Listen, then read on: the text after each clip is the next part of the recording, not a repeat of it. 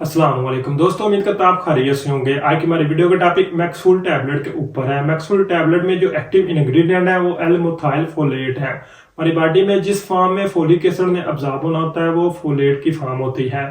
Folic acid के दूसरे नामों में मिथाइल टेट्राहाइड्रोफोलेट, विटामिन बी9 और एल-मिथाइल फोलेट है। तो जो सबसे एक्टिव फॉर्म होती है वो फोलेट की फॉर्म होती है, जिस फॉर्म में हमारी बॉडी में फोलिक एसिड ने अब्जॉर्ब होना होता है।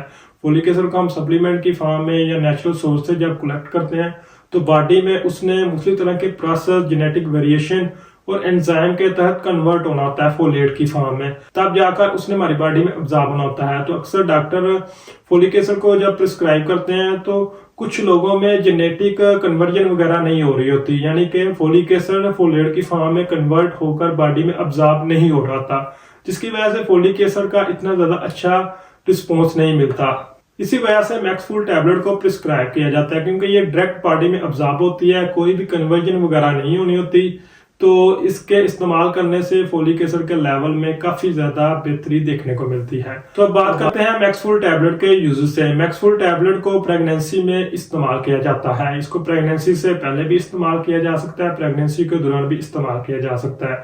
न्यूरल ट्यूब की हेल्थ के हवाले से बहुत ज्यादा इंपॉर्टेंट होता है। इसको एहतियाती तौर पर भी प्रेगनेंसी में प्रिस्क्राइब किया जाता है, क्योंकि किसी भी वजह से अगर फोलिक एसिड के लेवल में कमी आ जाए, न्यूरल ट्यूब में कोई डिफेक्ट देखने को मिले तो स्पाइनल बिफ्टिडा एंसेफेलोपैथी देखने को मिलती है। तो इस तरह की सूरत हाल से बचने के लिए फोलिक एसिड को एहतियाती तौर पर भी प्रेगनेंसी में प्रिस्क्राइब किया जाता है। इसी तरह मैक्सफुल टैबलेट मेंटल हेल्थ में भी काफी ज्यादा अच्छा रिस्पॉन्स देती है। न्यूरो ट्रांसमीटर जैसा कि नॉरएपिनेफ्रिन, डोपामिन और सेरोटोनिन के लेवल में इसके इस्तेमाल से काफी ज्यादा बेहतरी देखने को मिलती है। तो जिन लोगों को डिप्रेशन वगैरह का मसला होता है, मूड में चेंजिंग वगैरह का मसला होता है, बिहेवियर में कोई मसला आ रहा होता है, तो ऐसे अफराद में भी काफी ज्यादा बेहतरी मैक्सफुल टैबलेट के इस्तेमाल करने से देखने को मिलती है। मैक्सफुल टैबलेट को इम्यून फंक्शन वगैरह की बेहतरी के लिए भी इस्तेमाल किया जाता है। ये रेड ब्लड सेल की प्रोडक्शन में तो इजाफा करती है, साथ में व्हाइट सेल की प्रोडक्शन में भी इजाफा करती है।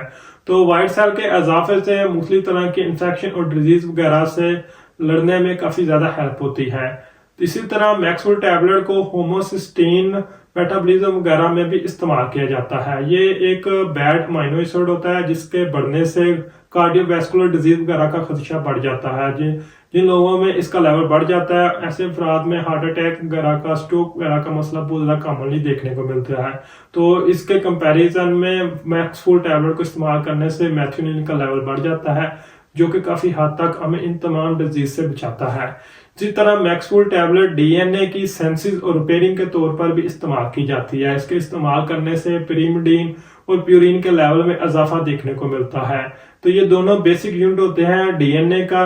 तो जब सेल की डिवीजन वगैरह हो रही होती है तो इसकी काफी ज्यादा जरूरत होती है, और खास तौर पर प्रेगनेंसी के दौरान इसको बहुत ज्यादा इंपॉर्टेंटली कंसिडर किया जाता है।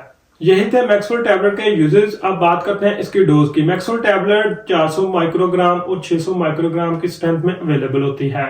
इसको दिन में एक मरतबा ज्यादातर इस्तेमाल करवाया जाता है, लेकिन ज्यादा जरूरत पड़ने की सूरत में इसको 400 माइक्रोग्राम को दिन में 3 मरतबा तक हम इस्तेमाल कर सकते हैं। लेकिन इसकी जो सही डोज होती है वो वेट, एज और कंडीशन के बाद तय की जाती है। इसी तरह मैक्सफुल टैबलेट के अगर साइड इफेक्ट की बात करें तो मैक्सफुल टैबलेट के इस्तेमाल करने से स्टोमिक अपसेट वगैरह का मसला हो सकता है, मतलब स्टोमिक इरिटेशन वगैरह का मसला हो सकता है, नर्जिया, वोमिटिंग, डायरिया वगैरह का मसला हो सकता है, पेट में आवाजें आना शुरू हो सकती हैं, ब्लोटिंग वगैरह का मसला हो सकता है। इसी तरह मैक्सफुल टैबलेट के इस्तेमाल करने से स्किन में रैश वगैरह का मसला हो सकता है, डिजीनेस वगैरह का मसला हो सकता है, सर में दर्द, गनूदगी, चक्कर वगैरह आ सकते हैं, नींद वगैरह का पैटर्न चेंज हो सकता है। उम्मीद करता हूँ आज की वीडियो से आपको फायदा पहुंचा होगा। अगर वीडियो अच्छी लगे तो वीडियो को लाइक कीजिए, चैनल को सब्सक्राइब कीजिए। शुक्रिया।